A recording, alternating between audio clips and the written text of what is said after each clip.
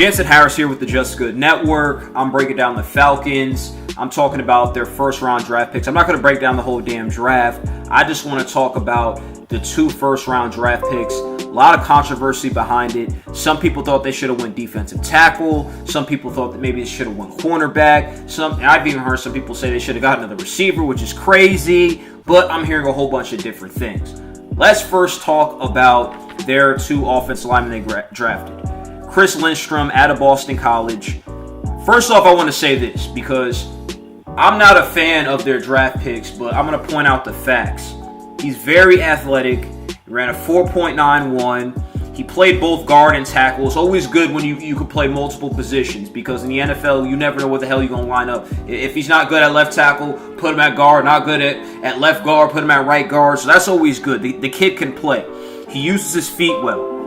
My only issue with him, doesn't have big arms, but shit, will that even play a factor? Maybe, maybe not. We have to see them on the field. It's not necessarily him as a pick, like, oh, well, I don't like Chris Lindstrom. He isn't a good prospect, this, that, and the third. He's probably the best guard in this draft. Let's just be real about it. I just thought it was a reach getting him with that first draft pick. I thought maybe he would get drafted towards the end of the first round or maybe in the second round. But let's move on to their other first-round pick. They moved back into the first round to get Caleb McGarry out of Washington, right tackle.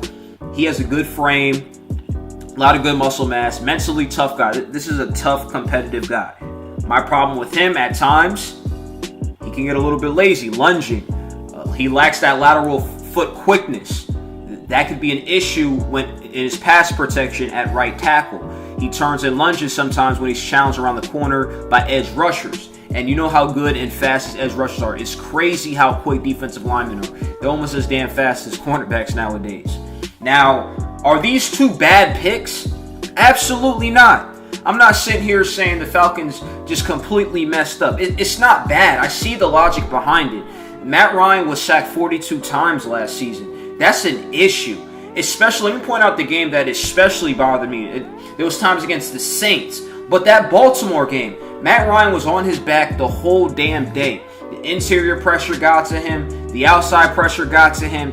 So I understand where Thomas Dimitroff is coming from. And maybe if Dan Quinn has input on it, I'm not inside the locker room. I don't know how much input he has on it. They're thinking, okay, let's protect our main investment, highest paid quarterback, really, really good talent in Matt Ryan. I don't believe he's top 10. I don't believe he's a Hall of Fame quarterback, but I do believe he's a solid quarterback. I don't think he's great, but he's really good, and at times shows some greatness. So I understand protecting him. Then in the running game, especially with Chris Lindstrom, very athletic, really good pulling guard. That should help Devontae Freeman out, hopefully get a 1,000-yard season. Hopefully, in his case, stay healthy. But as I said in past videos, DeAndre Baker, let's talk about him first. Some people want to hate on him. They want to say, oh, well, he has problems against slants. Yes, I understand that. But look at the tape. Look at the eye test. He was great against the curl routes. No separation. Great against tall receivers. LSU got a kid. Excuse me for not remembering his name.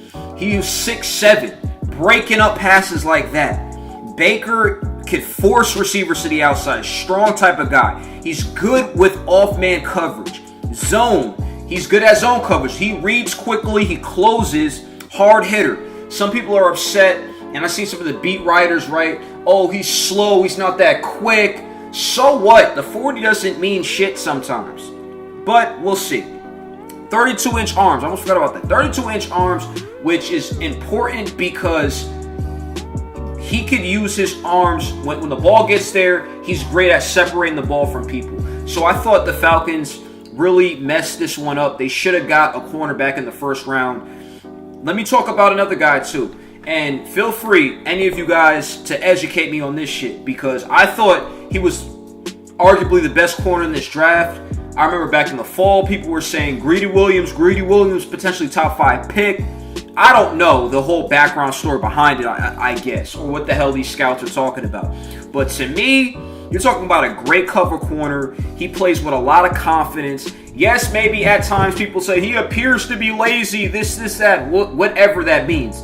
The eye test to me says he's going to be really, really good. Great size, 6'2", top. He played against top competition. I love cornerbacks who could play in the SEC, play against these big-time guys, play against these big physical receivers, played against top talent. Now, some people say, especially a knock on the SEC, oh, there's not a lot of great quarterbacks, this, that, and the third, which isn't true. He's seen Tua, he's seen Locke, he's seen some of these big-time ballers. I think Greedy Williams, I know he was drafted at 46. To me, I don't know how the hell he didn't go in the first round. I thought that could have been an upgrade for the Falcons. Because when I look at the Falcons right now, in the secondary, I look at Desmond Trufant, and he's not a number one cornerback to me. Isaiah Oliver, he's okay. I'm not going to say he's he's still young, he's okay, but this secondary is one of the worst in the league to me. Yes, they're going to get healthy at the safety position. They're going to, Keanu Neal's back, things of that nature. But when I look at the cornerback position, they're going to really struggle. And I thought, especially with Drew Brees in your damn division, you need a lot of cornerbacks. But that's just my opinion on it. I thought at least one of those first-round picks should have been on a cornerback. I think the Falcons might regret it, but right now they're in a win-now situation. So we're looking for Caleb McGarry. He'll probably start day one, as well as Chris Lindstrom. Like, comment, and subscribe below. Tell me what you think about this video. This was Jansen Harris with the Just Good Network on the Falcons first-round draft breakdown.